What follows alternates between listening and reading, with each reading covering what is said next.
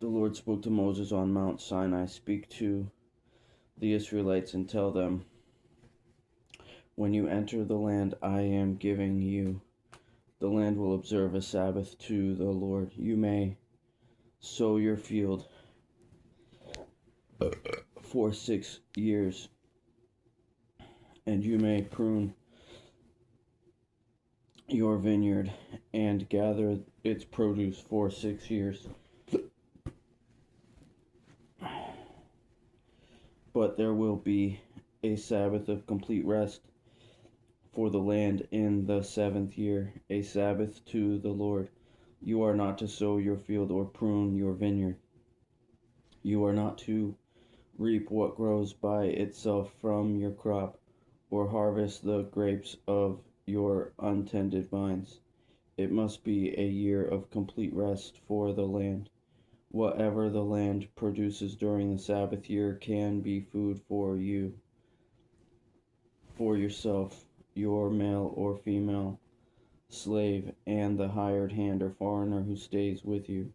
All of its growth may serve as food for your livestock and the wild animals in your land. You are to count 7 sabbatic years, 7 times 7 years, so that the time period of the 7 sabbatic years amounts to 49. Then you are to sound a trumpet loudly in the 7th month. On the 10th day of the month you will sound it throughout your land. On the Day of Atonement you are to consecrate the 50th year and proclaim freedom in the land for all its inhabitants. It will be your jubilee, when each of you is to return to his property and each of you to his clan. The 50th year will be your jubilee. You are not to sow, reap what grows by itself, or harvest its untended vines. It is to be holy to you, because it is the Jubilee. You may only eat its produce directly from the field. In this year of Jubilee, each of you will return to his property.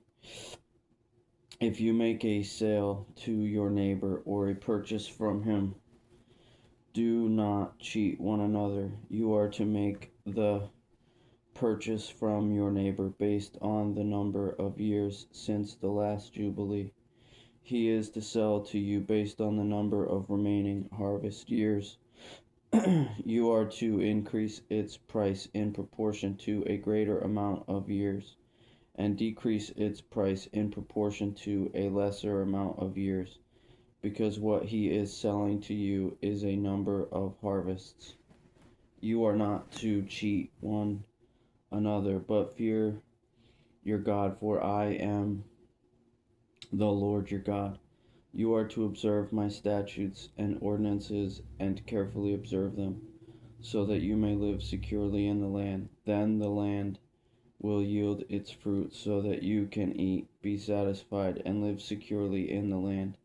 If you wonder, what will we eat in the 7th year if we don't sow or gather our produce, I will appoint my blessing for you in the 6th year, so that it will produce a crop sufficient for 3 years. When you sow in the 8th year, you will be eating from the previous harvest.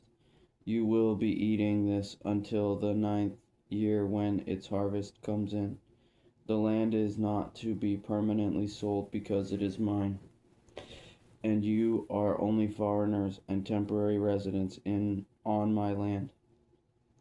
You are to allow the redemption of any land you occupy. If your brother becomes destitute and sells part of his property, his nearest relative may come and redeem what his brother has sold. If a man has no family redeemer, but he prospers and obtains enough to redeem his land, he may calculate the years since its sale, repay the balance to the man he sold it to, and return to his property.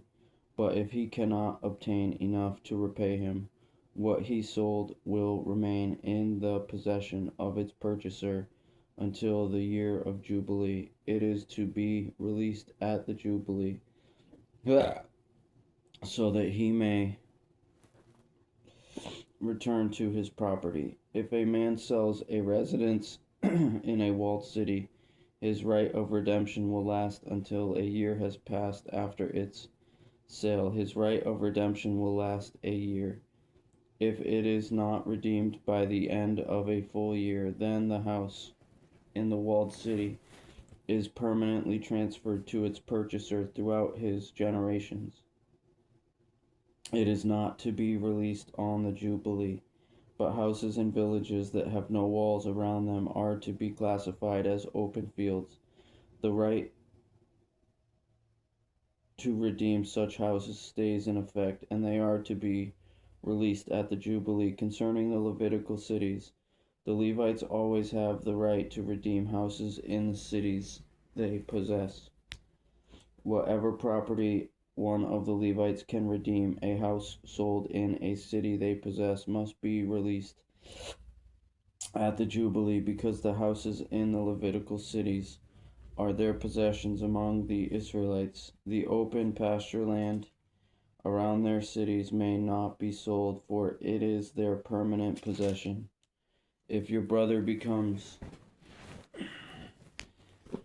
destitute and cannot sustain himself among you, you are to support him as a foreigner or temporary resident, so that he can continue to live among you. Do not profit or take interest from him, but fear your God and let your brother live among you. You are not to lend him your silver with interest or sell him your food for profit. I am the Lord your God, who brought you out of the land of Egypt to give you the land of Canaan and to be your God. If your brother among you becomes destitute and sells himself to you, you must not force him to do slave labor. Let him stay with you as a hired hand or temporary resident. He may work for you until the year of Jubilee. Then he and his children are to be released from you, and he may return to his clan and his ancestral property. They are not to be sold as slaves, because they are my slaves I brought out of the land of Egypt. You are not to rule over them harshly, but fear your God. Your male and female slaves are to be from the nations around you. You may purchase male and female slaves. You may also purchase them from the foreigners staying with you, or from their families living among you, those born in your land. These may become your property. You may leave them to your sons after you to inherit as property. You can make them slaves for life. But concerning your brothers, the Israelites, you must not rule over one another harshly.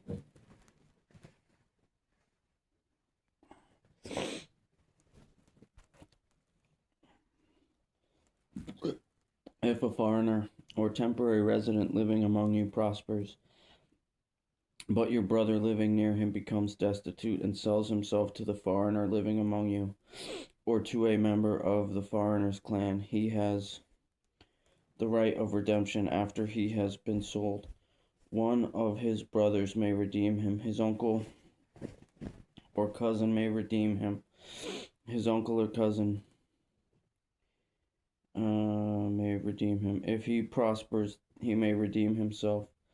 The one who purchased him is to calculate the time from the year he sold himself to him until the year of Jubilee. The price of his sale will be determined by the number of years. It will be set for him like the daily wages of a hired hand. If many years are still left, he must pay his redemption price in proportion to them, based on his purchase price. If only a few years remain until the year of Jubilee, he will calculate and pay the price of his redemption in proportion to his remaining years. He will stay with him like a man hired year by year. A foreign owner is not to rule over him harshly in your sight. If he is not redeemed in any of these ways, he and his children are to be released at the year of Jubilee. For the Israelites are my slaves. They are my slaves I brought out of the land of Egypt. I am the Lord your God.